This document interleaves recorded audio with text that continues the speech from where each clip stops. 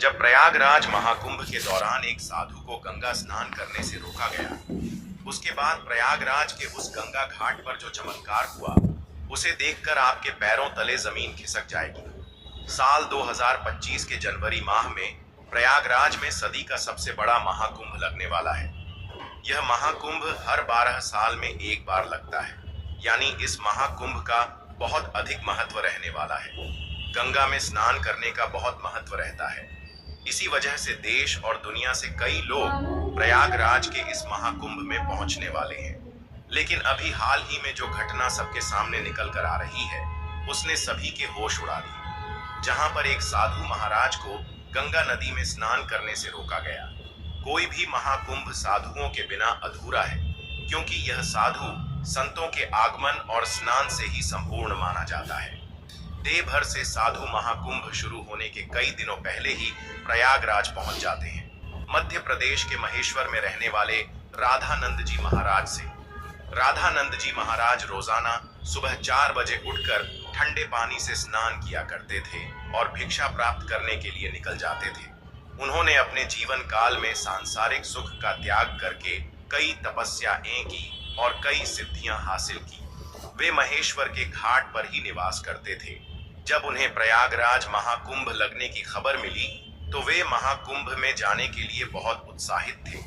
वे तकरीबन 1 माह पूर्व महाकुंभ में पहुंचना चाहते थे, क्योंकि वे वहीं पर 2 से 3 महीने बिताना चाहते थे। उनका ऐसा कहना था कि महाकुंभ वह पवित्र समय होता है जहां पर देवी देवता स्वयं उस स्थान पर मौजूद होते हैं। वहां पर तप करना, साधना करना, भगवान का ध्यान कर बहुत ज्यादा फलदायी होता है। अगले दिन सुबह राधानंद जी महाराज जब प्रयागराज पहुंचे तो सुबह के 8:30 बज रहे थे। सुबह सुबह 4 बजे उनका स्नान करने का दैनिक नियम था। उन्होंने सोचा, क्यों ना आज गंगा नदी का पवित्र स्नान किया जाए, और वे प्रयागराज के गंगा घाट पर पहुंच गए। उस स्थान पर गंगा नदी की सफाई का कार्य चल रहा था। राधानंद जी महाराज को यह देखकर बहुत खुशी हुई। जब उन्होंने अपने कपड़े उतारे और गंगा नदी में स्नान करने के लिए आगे बढ़े, तो वहां पर खड़े कुछ नगर निगम के अधिकारियों ने उन्हें रोक दिया। उनका कहना था कि आप अभी स्नान नहीं कर सकते, क्योंकि इस समय साफ सफाई का कार्य चल रहा है। प्रयागराज में रोजाना रात्रि के समय गंगा नदी की साफ सफाई का कार्य किया जाता है, ताकि दिन और शाम के समय यात्रियों को इस कारण कोई मुश्किलें ना हो। राधानंद जी महाराज काफी धैर्यवान थे। उन्होंने सफाई अधिकारियों को समझाया कि बात बहुत अच्छी है, लेकिन नित्य मेरा 4 बजे नहाने का नियम है, और आज अगर मैं प्रयागराज पहुंचा हूं तो मैं गंगा नदी में ही स्नान करूंगा, और मेरे एक अकेले के नहाने से ना तो तुम्हारी व्यवस्था बिगड़ेगी और ना समस्या होगी। लेकिन वह अधिकारी अचानक से गुस्सा हो गया और उन साधु महाराज से कहने लगा कि आपको इसी समय क्यों नहाना है? अभी पूरा दिन पड़ा हुआ है। क्या यहाँ पर तुम्हें कोई इंसान नहाता हुआ दिख रहा है? क्या तुम्हारे अंदर इतनी शक्ति है कि तुम सुबह 4 बजे इतने ठंडे पानी से स्नान कर लोगे? व्यर्थ की बातें बनाना छोड़ दो और यहाँ से चले जाओ। अभी तक तो राधानंद जी महाराज बहुत विनम्र थे, काफी धैर्यवान थे, लेकिन उस अधिकारी के अपशब्दों को सुन करके अचानक उन्हें बहुत बुरा लगा। उनका ऐसा मानना था कि गंगा नदी पर किसी का अधिकार नहीं है। यह तो साक्षात भगवान शंकर की जटाओं से निकलती है, जिसके अंदर सभी को अपने पाप धोने का अधिकार है, और उसके लिए कोई निश्चित समय नहीं हो सकता। लेकिन उस समय राधानंद जी महाराज ने उस अधिकारी को कुछ नहीं कहा और सामने घाट पर ध्यान अवस्था में बैठ गए। सबको लग रहा था कि वे साधु महाराज मान गए हैं और पीछे हट गए हैं। अब जब पुनः गंगा नदी के अंदर साफ सफाई की मशीनों को शुरू किया गया, तो अचानक से एक बहुत बड़ी घटना घट गई। वे सभी मशीनें शुरू होने का नाम ही नहीं ले रही थी।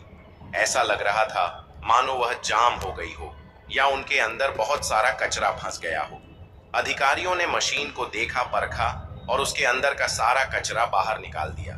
सबको उम्मीद थी कि अब मशीनें कार्य करने लगेगी, लेकिन फिर जब मशीन शुरू की गई तो कोई भी मशीन चालू होने को तैयार ही नहीं थी। सभी अधिकारी बहुत हैरान थे, किसी की भी समझ नहीं आ रहा था। लेकिन जब मशीन चालू नहीं हुई तो कई मैकेनिकल इंजीनियरों की टीम को मशीन देखने के लिए बुलाया गया।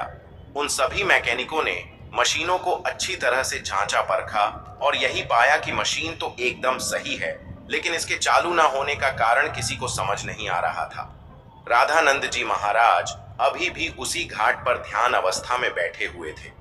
गंगा नदी का साफ सफाई का कार्य उस दिन रुका हुआ था। सभी लोग बहुत हैरान थे।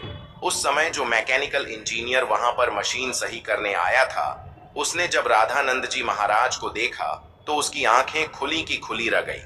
वह राधानंद जी महाराज के चरणों में गिर गया और बाबा उसे आशीर्वाद देने लगे।